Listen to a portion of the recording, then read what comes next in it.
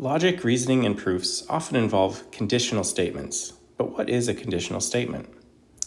A conditional statement is any statement that can be written in the form if P, then Q.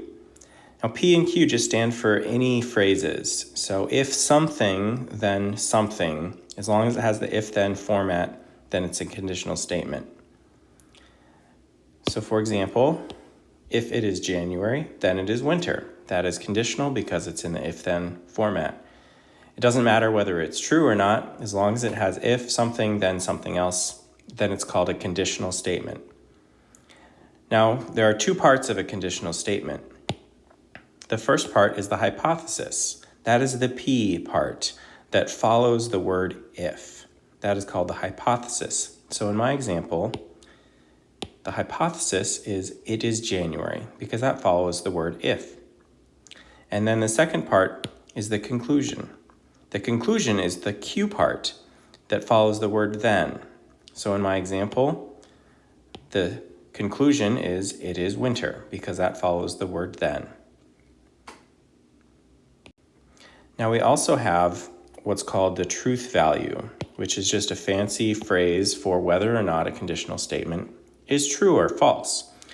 And we use capital T for true and capital F for false oftentimes. And now the truth value is false only if the hypothesis is true and the conclusion is false. So if we look at my example again, if it is January, then it is winter, that is true. So the truth value is true because if it is January, then of course it is winter.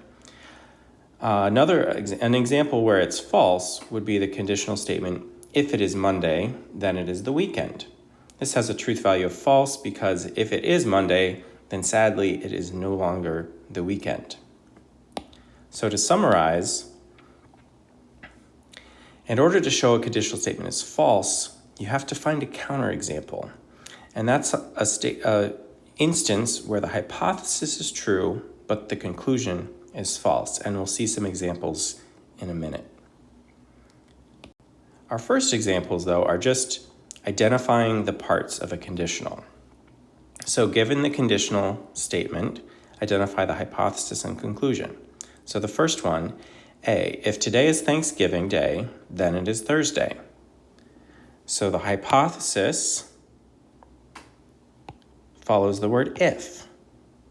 So the hypothesis is going to be today is Thanksgiving Day because that follows the word if. And then the conclusion follows the word then. And so the conclusion is today is Thursday. Now, of course, after teaching this, we're going to switch it up slightly. In example B, it says if a number is divisible by 3 if it is divisible by 6. So notice the word if doesn't come first, it comes second. But that still defines our hypothesis. The hypothesis is whatever follows the word if.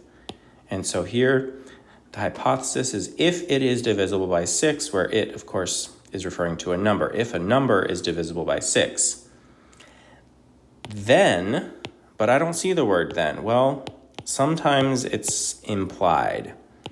So the first phrase here, then a number is divisible by 3. It's an implied then, and so that is still our conclusion. A number is divisible by 3.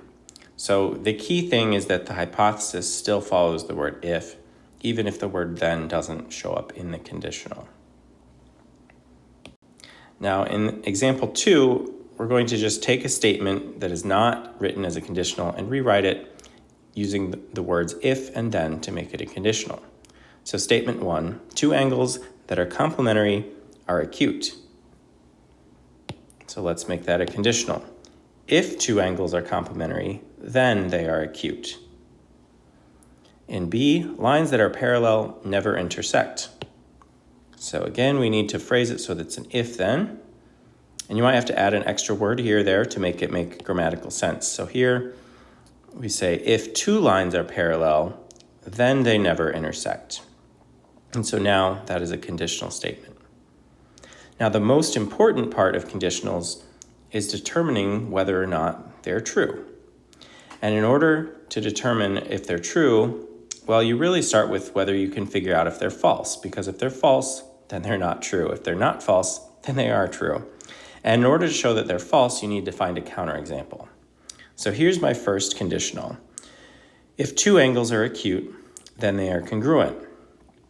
Now you actually have to do a little thinking and maybe remembering some definitions. So first of all, we need to know, what is an acute angle? So if you remember, an acute angle is any angle less than 90 degrees. So this statement says if two angles are less than 90 degrees, then they are congruent. Now, what about congruent? There's the congruent symbol, which basically means they're equal in size, or just equal. So if two angles are less than 90 degrees, then they are equal. Well, if you think about it for just a second, hopefully you'll realize, no, that's not true, because you can come up with a counterexample. There are many counterexamples. For one example, or one counterexample, I should say, a 10-degree angle is a small little angle, 10 degrees, and a 45-degree angle are both acute. They're both less than 90, but are they equal? No, of course not. One is smaller than the other. And you could come up with any other two angles less than 90 that are not the same, and that would be a counterexample showing that the statement is false. Now let's look at the second one. If a polygon has three sides, then it is a triangle. Okay, we've got the word polygon, three sides, triangle. So let's start with the hypothesis. If a polygon has three sides, so let me just start drawing. One side, two side, three sides. Well, that's a triangle. Let's see if I can draw a weird one that's not a triangle. So let's have a little tiny side and then a really big side and then, well, that's still a triangle.